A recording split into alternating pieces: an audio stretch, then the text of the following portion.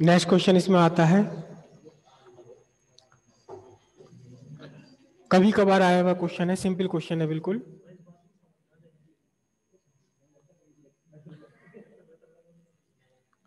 Prove that for equi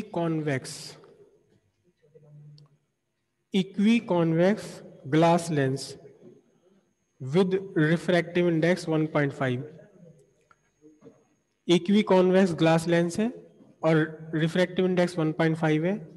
आपको prove करना है क्या focal length equals radius of curvature. तो सिंपल सी बात है, 1/f इक्वल्स फॉर्मूला आपका mu minus 1/r1 minus 1/r2। ठीक है, म्यू आपको गिवन है 1.5। ठीक है, R1 हो गई प्लस R, और R2 इक्वी कॉन्वेक्स के लिए कहा तो R2 हो गया माइनस R। ध्यान रखना, पहली सरफेस ये है, पहली सरफेस तो R1 ली जाती है प्लस में, दूसरी सरफेस ये रही तो हम उल्टी चल रहे हैं, R2 लिया जाता है। कौन सा R2? ये वाला है R2, और क्योंकि अपोजिट डायरेक्शन में चल रहे हैं इंसिडेंट रे के, तो फिर R2 कैसे ली जाती है? R2 ली जाती है कहाँ? निगेटिव में। तो R1 हो गई प्लस R और R2 हो गया माइनस R। अब यहाँ सब्स्टिट्यूट कर दीजिए, 1/f equals 1.5 minus 1/r minus 1/-r। ये बना 1/f इक्वल्स 0.5 इंटू ये 1+r क्या बनेगा? 2/r बन जाएगा, मल्टीप्लाई होकर 1/r, तो focal length is equal to radius of curvature. Equiconvex lens हो, अगर दोनों रेडिया एक सी हो और ग्लास का बना हुआ लेंस है जिसका कि रिफ्रैक्टिव इंडेक्स 1.5, तो फिर focal length is equal to 1 of the radius of curvature, दोनों इक्वल है। ठीक है, अगला इसमें क्वेश्चन क्या आता है? बहुत आसान क्वेश्चन है, बहुत सिंपल सा, बहुत बार रिपीट हो चुका है। क्या? Third question, if lens is cut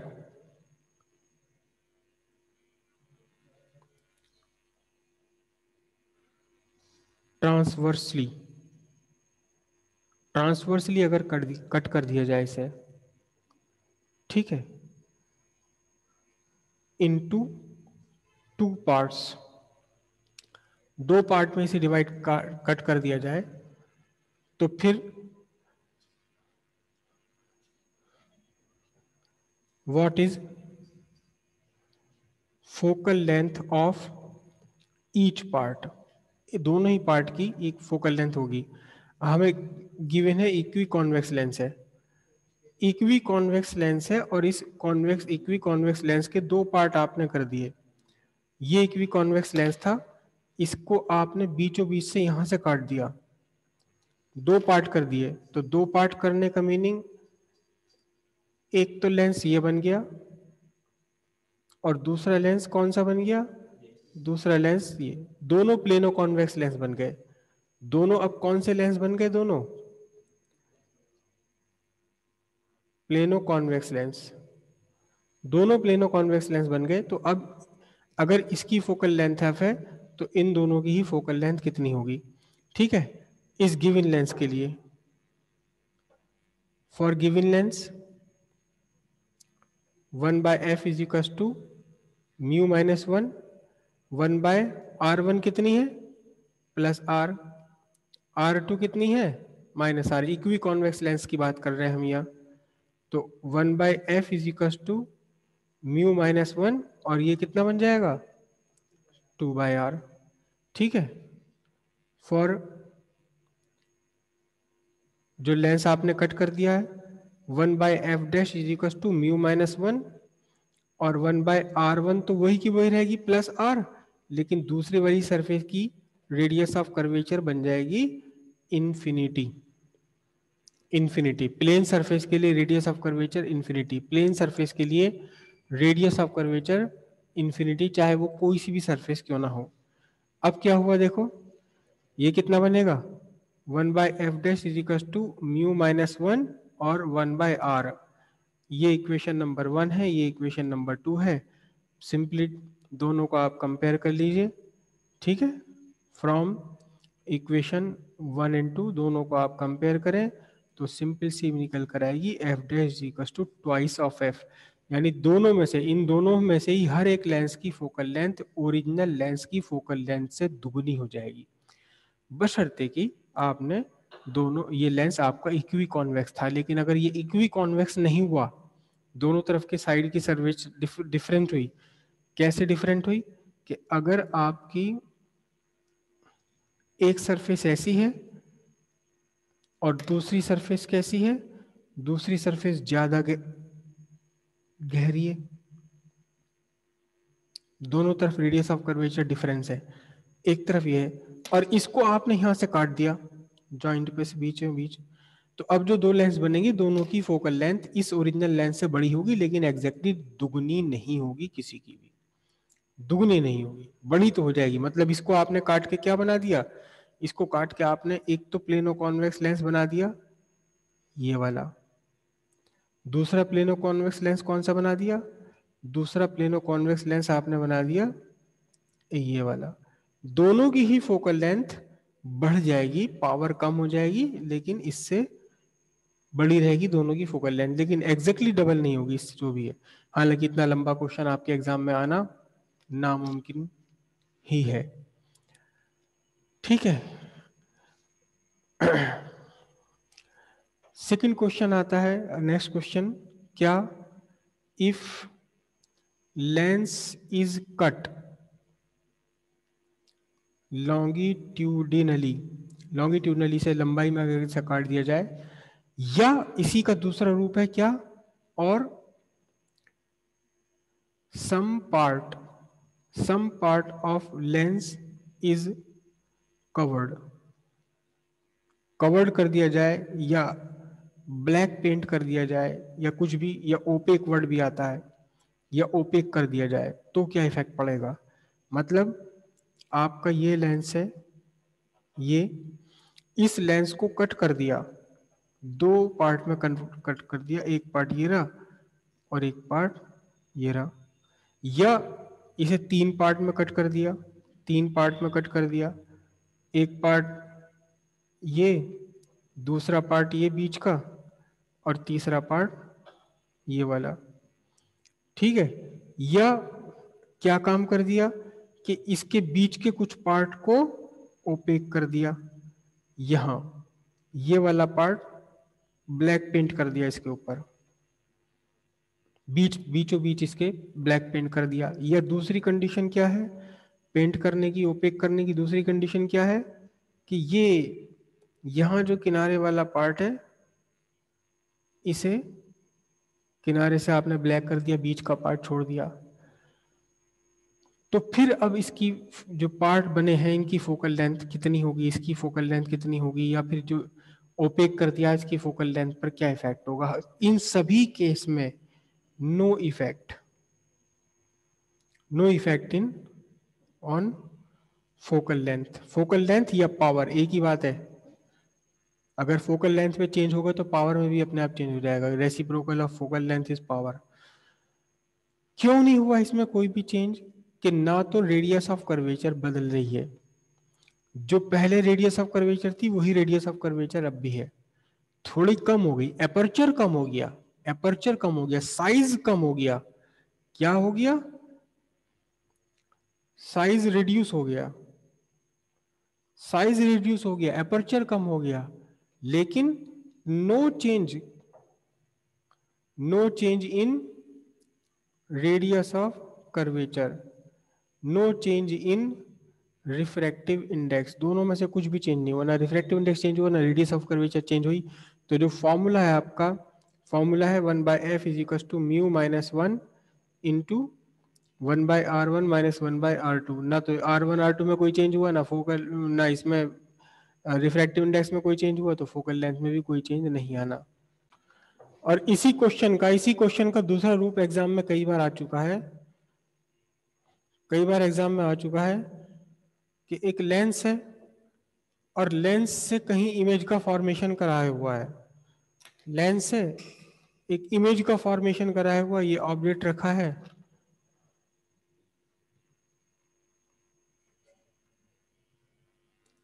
यहां इमेज का फॉर्मेशन कराया हुआ है यहां, और इस इमेज फॉर्मेशन में आपसे कहा गया कि अगर नीचे का आधा पार्ट या ऊपर का आधा पार्ट इसका ढक दें, काट दें या ब्लैक कर दें, ऊपर का आधा पार्ट आपने ब्लैक कर दिया या नीचे का आधा पार्ट आपने ब्लैक कर दिया, तो इस इमेज पे क्या, इस इमेज पर क्या इफेक्ट पड़ेगा?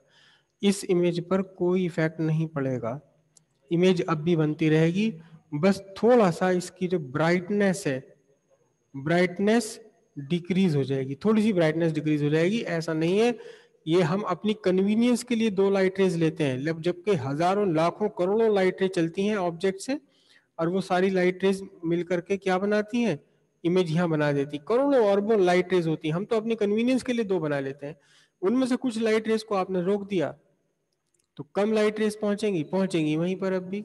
तो इफेक्ट ना तो पोजीशन पर इफेक्ट पड़ेगा ना मैग्निफिकेशन पर इफेक्ट पड़ेगा, सिर्फ और सिर्फ इफेक्ट पड़ेगा कि ब्राइटनेस थोड़ी सी कम हो जाएगी, क्योंकि आपने लाइट रेज यहाँ पहुंचने वाली लाइट रेज कम कर दी। यही फॉर्मूला है आपका, इस फॉर्मूले के अकॉर्डिंग कोई इफेक्ट नहीं पड़ना फोकल लेंथ पर।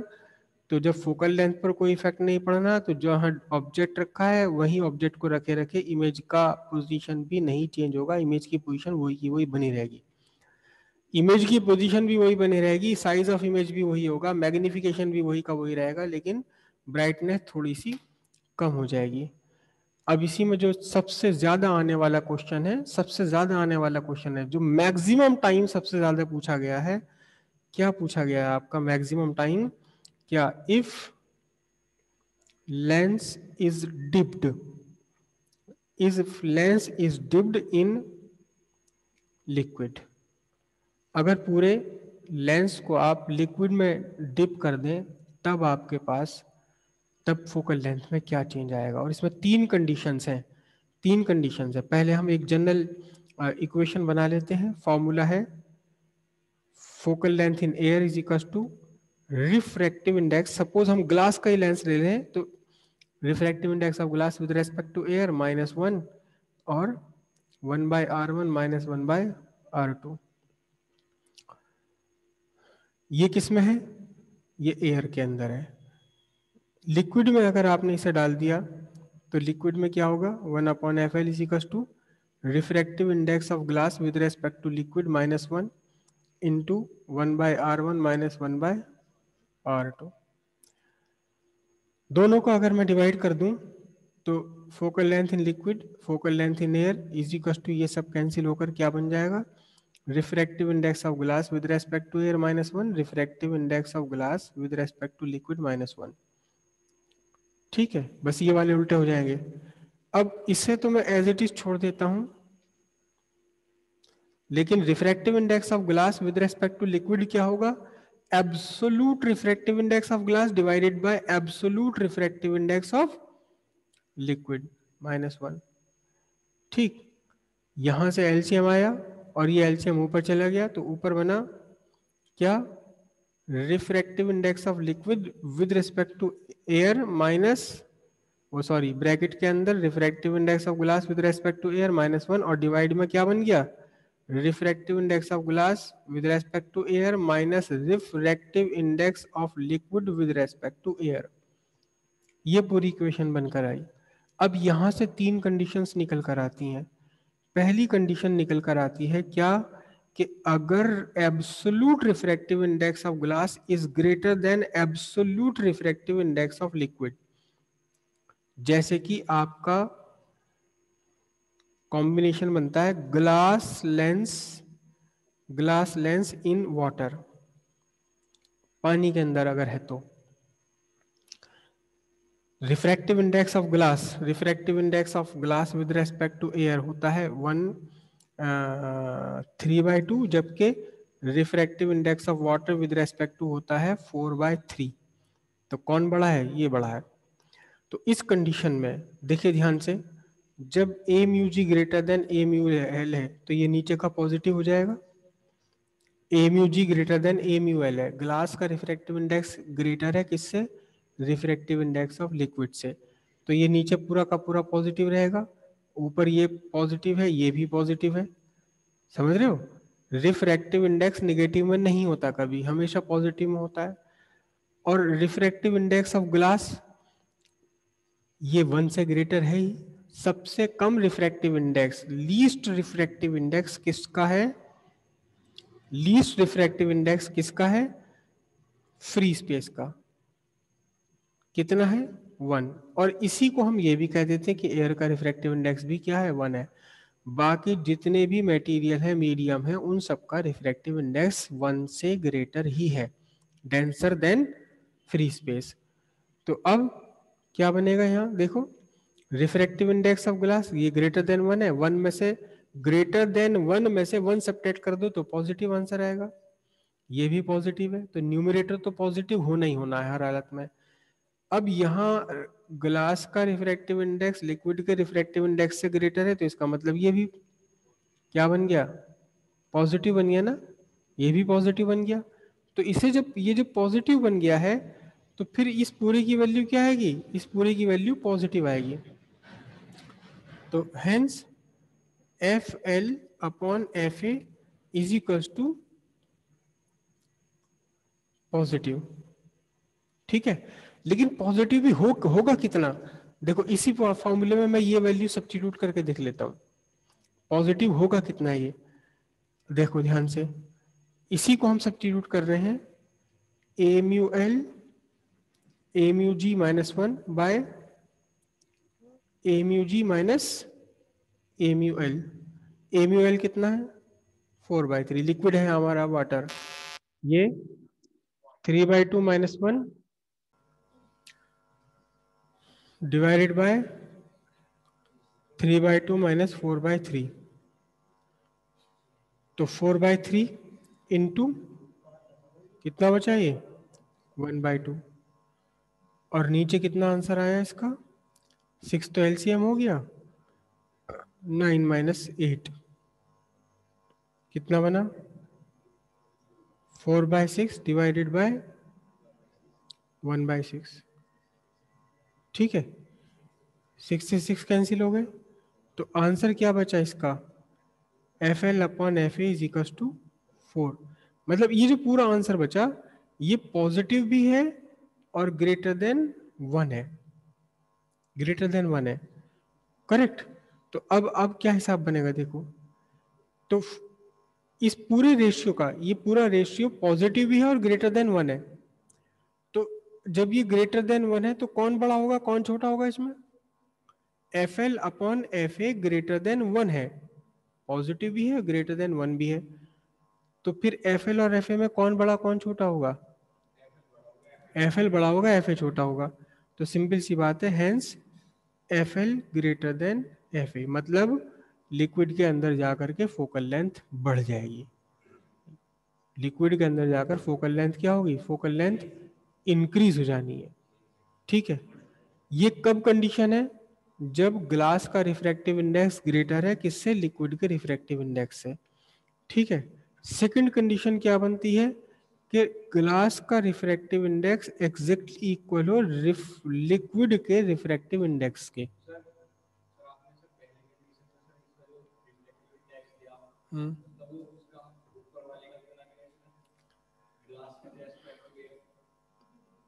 क्या मतलब?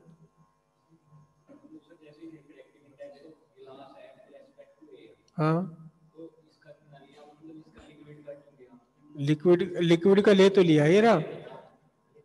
जब आपने लिक्विड के अंदर डुबो दिया है ग्लास को, तो फिर यहां रिफ्रैक्टिव इंडेक्स लेना होगा। ग्लास का रिफ्रैक्टिव इंडेक्स बाहर उसके सराउंडिंग क्या है? लिक्विड। फॉर्मूला देखो ना पीछे,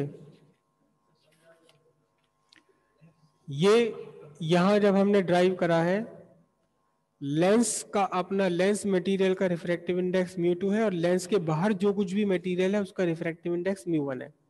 जो भी मटेरियल है, चाहे वो लिक्विड है, चाहे एयर है या कुछ और है, उसका रिफ्रैक्टिव इंडेक्स μ1 है।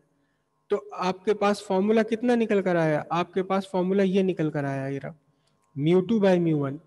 मतलब अगर लिक्विड है, अगर लेंस के चारों तरफ, लेंस के बाहर अगर लिक्विड है, लेंस है ग्लास का, तो ऊपर क्या आएगा यहाँ इस फॉर्मूले में, ग्लास का रिफ्रैक्टिव इंडेक्स एयर के रेस्पेक्ट, और नीचे क्या आएगा 1 refractive index of first medium, यानी लिक्विड का एयर के रेस्पेक्ट में। ये दोनों कौन से हैं, ये एब्सोल्यूट रिफ्रैक्टिव इंडेक्सेस हैं दोनों। ये कौन से हैं, ये μ1 और μ2 कौन से हैं, ये μ1 और μ2 इस लेंस मटेरियल का एब्सोल्यूट रिफ्रैक्टिव इंडेक्स है, μ1 बाहर सराउंडिंग मीडियम का एब्सोल्यूट रिफ्रैक्टिव इंडेक्स है, यानी कि लेंस मीडियम का एयर के रेस्पेक्ट में ये है यहाँ, और सराउंडिंग मीडियम का एयर के रेस्पेक्ट में ये रहा यहाँ। तो जब आपने लिक्विड के अंदर डुबो लिया है लेंस को, तब आपको लेना पड़ेगा रिफ्रैक्टिव इंडेक्स ऑफ ग्लास, यानी lens material with respect to its surrounding medium. Surrounding medium है लिक्विड, अगर आपने लिक्विड में डुबो लिया, मैंने इसको केवल क्या कर लिया, मैंने केवल इसको यहाँ पर ओपन कर लिया, तो ये निकल कर आएगी। सेकंड कंडीशन क्या है, सेकंड कंडीशन ये पॉसिबल है कि जब ग्लास का रिफ्रैक्टिव इंडेक्स लिक्विड के एब्सोल्यूट रिफ्रैक्टिव इंडेक्स के इक्वल हो, यानी लेंस मटेरियल का रिफ्रैक्टिव इंडेक्स और सराउंडिंग मटेरियल का रिफ्रैक्टिव इंडेक्स दोनों के एब्सोल्यूट रिफ्रैक्टिव इंडेक्स सेम हो। तो ध्यान से देखिएगा आप, यहाँ ध्यान से देखिएगा, आपका जो ये रेशियो बनता है AμL AμG-1 divided by AμG-AμL, ये पूरा का पूरा 0 हो जाएगा। ओ सॉरी, ये पूरा का पूरा इन्फिनिटी हो जाएगा। क्यों, क्योंकि जब दोनों आपस में इक्वल है, ये AμG और AμL दोनों आपस में इक्वल है, तो नीचे क्या आ गया 0, ये पूरा बन गया इन्फिनिटी। तो इसका मतलब क्या बना, FL/FA is equal to infinity. Infinity को मैं 1/0 लिख दूं, तो FL कितना बना, बल्कि एक काम करो, इस बना 0 बना लिखो ना, FL is equal to infinity into FA। तो FL कितना हो गया, FL आपका इन्फिनिटी हो गया, इन्फिनिटी हो गया, यानी कि अनंत हो गई, फोकल लेंथ इन्फिनिटी हो गई। तो मतलब क्या करेगा, इट फोकल लेंथ जब इन्फिनिटी हो गई तो इट विल नॉट डाइवर्ट,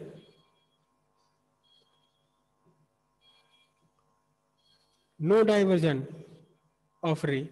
मतलब लिक्विड के अंदर अगर आपने डुबो दिया है इसे लेंस को, तो लाइट रे का डाइवर्जन ही नहीं होगा, लाइट रे का डाइवर्जन ही नहीं होगा। देखो मैं आपको डायग्राम बना के दिखा दूं।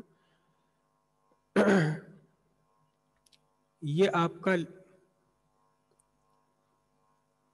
लेंस है, किसमें, ये लेंस है आपका एयर में,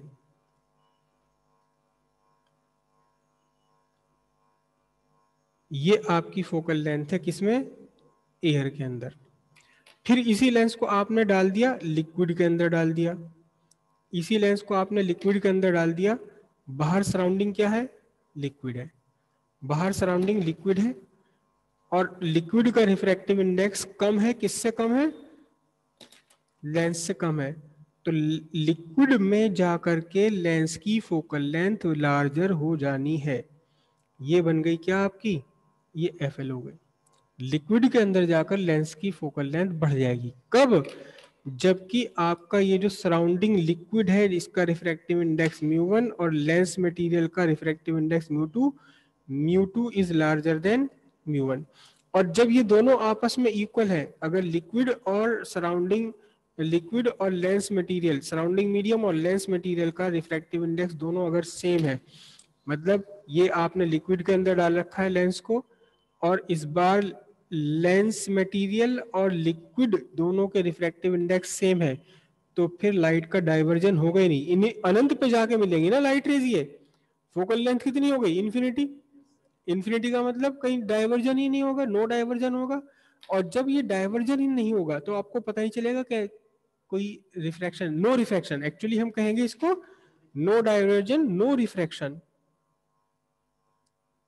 रिफ्रैक्शन होगा ही नहीं। रिफ्रैक्शन के लिए आपको बताया था कि दो कंडीशन है, लाइट रेस का डाइवर्जन भी हो और मीडियम भी चेंज हो। यहाँ मीडियम तो चेंज हो रहा है, लिक्विड से ग्लास में गए, ग्लास से फिर लिक्विड में गए, लेकिन पाथ में कोई चेंज नहीं हुआ, डाइवर्जन नहीं हो रहा, तो रिफ्रैक्शन नहीं हुआ। रिफ्रैक्शन जब नहीं होगा तो हम कहेंगे कि कुछ काम कर ही नहीं रहा, lens disappear. In liquid. Liquid के अंदर लेंस बिल्कुल डिसअपियर हो जाएगा। क्या हो जाएगा? लेंस आपका डिसअपियर हो जाएगा इन लिक्विड। लिक्विड के अंदर जाकर पता नहीं चलेगा लेंस है भी या नहीं है। थर्ड कंडीशन क्या आती है? थर्ड कंडीशन ये आती है कि अगर लिक्विड का रिफ्रैक्टिव इंडेक्स, थर्ड कंडीशन आती है क्या, कि ग्लास का रिफ्रैक्टिव इंडेक्स कम है किससे? लिक्विड के रिफ्रैक्टिव इंडेक्स से। जैसे कि आपका glass lens in carbon disulphide CH2 एक लिक्विड होता है जिसका रिफ्रैक्टिव इंडेक्स कांच के रिफ्रैक्टिव इंडेक्स से भी ज्यादा होता है। तेल जैसा होता है देखने में, ये बिल्कुल ऑयली, लेकिन इसका रिफ्रैक्टिव इंडेक्स ग्लास से भी ज्यादा है। तो फिर उस कंडीशन में देखना क्या है आपके पास ऊपर, ठीक है, नीचे क्या है? MUG minus MUL। अब यहां जब MUL ग्रेटर देन MUG है, MUL ग्रेटर देन MUG है, तो फिर क्या होगा? फिर आपको ये पूरी की पूरी जो फिगर है निगेटिव आएगी, ये पूरी की पूरी, क्योंकि आपको स्मॉलर क्वांटिटी में से लार्जर क्वांटिटी सब्ट्रैक्ट करनी पड़ेगी डिनोमिनेटर में। डिनोमिनेटर नेगेटिव हो गया तो इसने पूरे को निगेटिव कर दिया। निगेटिव करने का मीनिंग क्या है? कि FL is negative with respect to FA। अगर FA पॉजिटिव है तो ये निगेटिव, और FA निगेटिव है तो ये पॉजिटिव हो जाएगी। मतलब क्या होगा? हम कहेंगे कि nature of lens is inverted. कैसे इन्वर्टेड हो जाएगा लेंस? यही लेंस बना रहा हूं देखो मैं। इस बार आपने इसे लेंस को डुबो दिया लिक्विड के अंदर, लेकिन ऐसा लिक्विड जिसका रिफ्रैक्टिव इंडेक्स लेंस मटेरियल के रिफ्रैक्टिव इंडेक्स से भी ज्यादा है, यानी कि म्यू टू लेस देन म्यू1। ये बाहर वाला म्यू1 है, बाहर वाला म्यू1 है, अंदर वाला म्यू2। तो लेंस का नेचर बदल जाएगा। कैसे बदल जाएगा? जो लेंस एयर में कॉन्वेक्स था, कन्वर्जिंग था, जो लेंस एयर में कन्वर्जिंग था, वही लेंस अब इस लिक्विड में जाकर क्या बन जाएगा? डाइवर्जिंग। उल्टा सा लगता है देखने में, कॉन्वेक्स लेंस डाइवर्जिंग बन जाएगा। रहेगा तो कॉन्वेक्स ही है, कॉन्वेक्स कॉनकेव है फिजिकल स्ट्रक्चर, डाइवर्जिंग और कन्वर्जिंग है इनकी नेचर, इनकी आदत। रहेगा तो ये इंसान ही, लेकिन आदत इसकी बदल जाएगी बिल्कुल। लेंस तो वही रहेगा कॉन्वेक्स का कॉन्वेक्स, लेकिन जो एयर में कन्वर्जिंग था वो लिक्विड के अंदर जाकर डाइवर्जिंग हो जाएगा। और अगर अगर ये एयर में था डाइवर्जिंग, यानी कि जो कॉनकेव लेंस है जो एयर में डाइवर्जिंग होता है, वो इस लिक्विड के अंदर जाकर कैसा बन जाएगा? इस लिक्विड के अंदर जाकर कन्वर्जिंग बन जाएगा, अगर लिक्विड का रिफ्रैक्टिव इंडेक्स बाहर के रिफ्रैक्टिव ग्लास के रिफ्रैक्टिव इंडेक्स से ज्यादा है। नेचर चेंज हो जाएगा इसका बिल्कुल। जो एयर में कन्वर्जिंग है वो इस लिक्विड के अंदर डाइवर्जिंग बन जाएगा, जो एयर में डाइवर्जिंग था वो इस लिक्विड के अंदर जाकर कन्वर्जिंग बन जाएगा। कॉन्वेक्स या कॉनकेव नहीं होगा। अक्सर किताबों में लिखा हुआ है कि कॉन्वेक्स लेंस कॉनकेव बन जाएगा और कॉनकेव वाला कॉन्वेक्स बन जाएगा। उन्हें पता ही नहीं कि कॉन्वेक्स और कॉनकेव में क्या फर्क होता है, डाइवर्जिंग और नाइवर्जिंग में क्या क्या डिफरेंस होता है। रहेगा कॉन्वेक्स का कॉन्वेक्स ही, लेकिन अब ये डाइवर्जिंग, नेचर बदल जाएगी इसकी, डाइवर्जिंग हो जाएगा। रहेगा कॉनकेव का कॉनकेव ही, लेकिन इसकी नेचर बदल जाएगी। नेचर इसकी डाइवर्जिंग थी अगर एयर में, तो लिक्विड के अंदर जाकर कन्वर्जिंग हो जाएगी। ठीक है।